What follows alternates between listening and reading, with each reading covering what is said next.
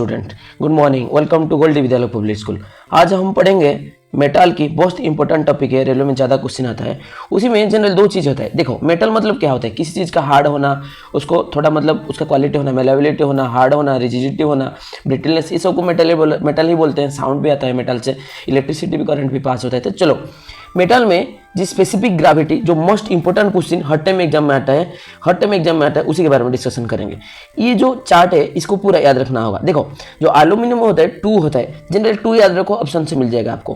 Gravity में aluminium क्या होता है? 2 होता है। क्रोमियम का 6 होता है, कपर का 8 होता है, गोल्ड का 90 होता है और टंगस्टन का 11 होता है। ये दोनों को याद रखना होगा। और आयरन, जिंक, ये सब 7 होता है। देखो, आयरन और जिंक ये सब 7 होता है, और लीड 11 होता है, मैग्नीशियम 8 होता है, निकेल 8 होता है, और कॉपर भी 8 होता है, और क्रोमियम 6 होता है। इसको पूरा याद रखना। और टिन 7 होता है, टंगस्टन 19 में 2 चीज आता है, गोल्ड आता है और एक चीज जो गोल्ड होता है, सोना जिसको बोलते हैं, उसका शॉर्ट फॉर्म में AU, इसको पूरा याद रखना है। देन नेक्स्ट जाएंगे, हमारा 2 चीज होता है।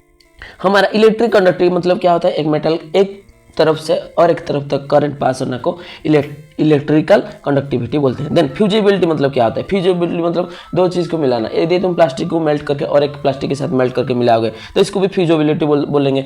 तुम आयरन को मेल्ट करके और एक आयरन के साथ मिलाओगे तो उसको भी फ्यूजिबिलिटी बोलेंगे। तो फ्यूजिबिलिटी में 2 चीज़ होता है। फॉर्गिंग कैपेसिटी ज़्यादा होता है, मतलब आप उसको हैमर में मार के उसको जो शेप बनाना है आराम से बना पाओगे। नेक्स्ट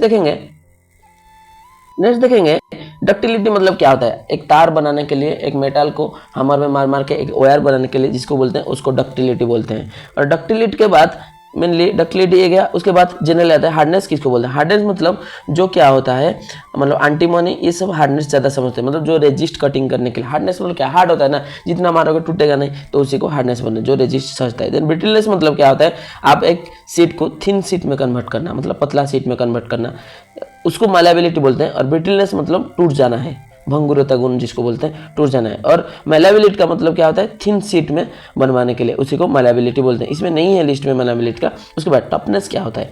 आप जितना सक करोगे, जितना बेंड करोगे, टूटेगा नहीं, उसी को टफनेस बोलते हैं। विडनेस तो सक, जितना मारोगे, सक मतलब क्या है? जितना मारोगे बोलोगे वो सह जाता है, उसी को क्या बोलते हैं? टफनेस बोलते हैं। और प्लास्टिक मतलब क्या होता है? प्लास्टिक सीट मतलब नट बटाता होता है, जो ओल्डिंग के लिए सही होता है, कटिंग के लिए, इसको प्लास्टिक बोलते हैं। और इलास्टिक मतलब आपको पता होगा, इलास्टिक मतलब रबर जैसे खींचते हैं तो लंबा हो जाता है, उसी को इलास्टिसिटी बोलते हैं। और टेनासिटी को टेंसाइल स्ट्रेंथ भी बोलते हैं। इसको आप पूरा याद रखना है। आपका मोस्ट इंपोर्टेंट क्वेश्चन आता है, हर टाइम एग्जाम में आता है, ये टेबल हर टाइम एग्जाम में आता है। तो चलो, जो स्टील होता है उसी का 4 कैटेगरी होता है। एक डेड स्टील होता है, एक माइल्ड स्टील होता है, एक मीडियम स्टील होता है, एक हाई कार्बन स्टील होता है। जो डेड स्टील होता है 0.05 टू 0.15 तक उसकी कार्बन परसेंटेज होता है। देन जो माइल्ड स्टील होता है 0.15 से 30, मतलब 15 से 2 मल्टीप्लाई करो 30 होगा, तो 15 से 2 मल्टीप्लाई करो 30 होगा उसका कार्बन परसेंटेज। और मीडियम कार्बन स्टील 30 के बाद 60 तक मीडियम होता है। और हाई कार्बन स्टील होता है 75 से 1.40 तक क्या होता है? हाई कार्बन स्टील, जिसको हाई कार्बन स्टील बोलते हैं। तो इसको आपको पूरा याद रखना है, याद नहीं रखोगे तो एग्जाम में नहीं कर पाओगे। हाई कार्बन स्टील मतलब क्या होता है? ये जो हाई कार्बन स्टील होता है, हाई कार्बन स्टील में कार्बन की परसेंटेज क्या होता है? थोड़ा ज़्यादा होता है। मतलब अभी मैं बोल रहा था ना, 0.60 से 1.7% तक कार्बन परसेंट होता है, जिसमें क्या होता है? ज़्यादा स्ट्रेंथ होता है और रेजिस्ट कैपेसिटी ज़्यादा होता है। और जो मशीन बनाता है ना, जनरली हाई कार्बन स्टील से बनाते हैं। मोस्ट इंपोर्टेंट पेज होता है, पहला जो होता है क्रोमियम और निकेल।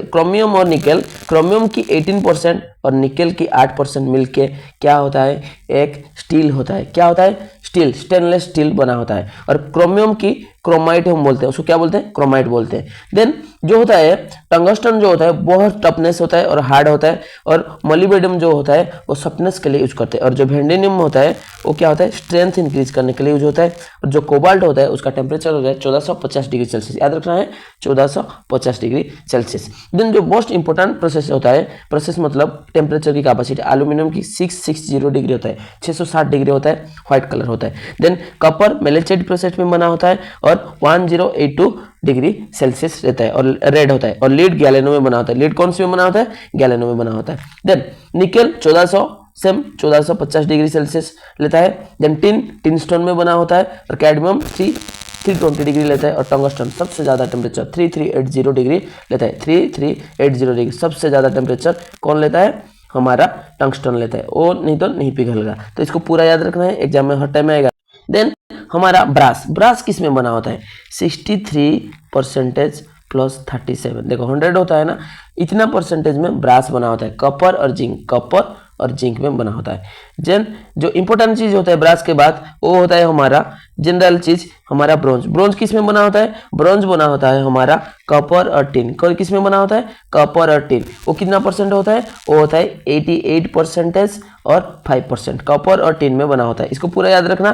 देन जो मोस्ट इंपोर्टेंट चीज आता है कब, उसके बाद हमारा आता है गन मेटल। गन मेटल उसमें तीनों चीज ऐड होता है, मतलब ब्रास और ब्रोंज मिला दो वो हो जाएगा, मतलब कॉपर भी होता है, जिंक भी होता है, टिन भी होता है। ये तीनों को मिलाने से क्या होता है हमारा? ये तीनों को मिलाने से गन मेटल बना होता है। क्या बना होता है? Gun metal. और टिन को एसएन लिखते हैं शॉर्ट फॉर्म में, ये होता है। और एक चीज यूरेनियम को कैरोनाइट से निकाला जाता है, यूरानाइट को यूरानियम से निकाला जाता है, और टिनस्टन को हमारा इमेनाइट से निकाला जाता है। तो इसको पूरा याद रखना है एग्जाम में। देन मोनेला, मोनेला मतलब क्या होता है? कॉपर और निकेल में बना होता है। कॉपर और निकेल में जो चीज बना होता है उसको मोनेला मेटल बोलते हैं। और मॉन्ज मेटल मतलब लास्ट में जेड आता है, तो इसमें कॉपर जिंक दोनों रहता है 60-40%। और जो जर्मेनियम सिल्वर होता है, बहुत इंपॉर्टेंट क्वेश्चन हर टाइम आता है, उसी में कॉपर भी रहता है, निकेल भी रहता है, जिंक रहता है। मतलब मोनेला और मॉन्ज मेटल का थोड़ा थोड़ा रहता है। जो हिंडलियम होता है, कंपनी होता है, उसमें यूटेंसिल मतलब बासन वगैरह ये सब बना होता है। इसको पूरा याद रखना, एग्जाम में हर टाइम आएगा। Last page and most important page, thermosetting क्या होता है और थर्मोप्लास्टिक क्या होता है। थर्मोसेटिंग मतलब वो कभी चेंज नहीं होगा। क्या होगा? वो कभी भी चेंज नहीं होगा। आप इलेक्ट्रिक बोर्ड को आग में लगा दोगे तो वो गया, वो चेंज नहीं होगा। बट थर्मोप्लास्टिक मतलब क्या होता है? उसको तुम चेंज कर पाओगे। क्या कर पाओगे? चेंज कर पाओगे। थर्मोप्लास्टिक को आप पिघल के और एक शेप दे पाओगे, बट थर्मोसेटिंग प्लास्टिक को तुम और एक शेप नहीं दे पाओगे। एक बार दोगे तो खत्म हो जाएगा। और इसमें मोस्ट इंपोर्टेंट एग्जाम होता है epoxy, polyester, phenolin, ammonia, terylene, कैपेटलिन, पीवीसी, बैकेलाइट। पी के तरफ जितना आता है वो सब क्या होता है? Phenolic, aminos, PVC, bakelite, epoxy, polyester, ये सब क्या होता है? टेरिलिन और ग्लेप्टलिन, ये सब थर्मोसेटिंग प्लास्टिक होता है। और इलास्टोमोल क्या होता है? इलास्टोमोल क्या होता है?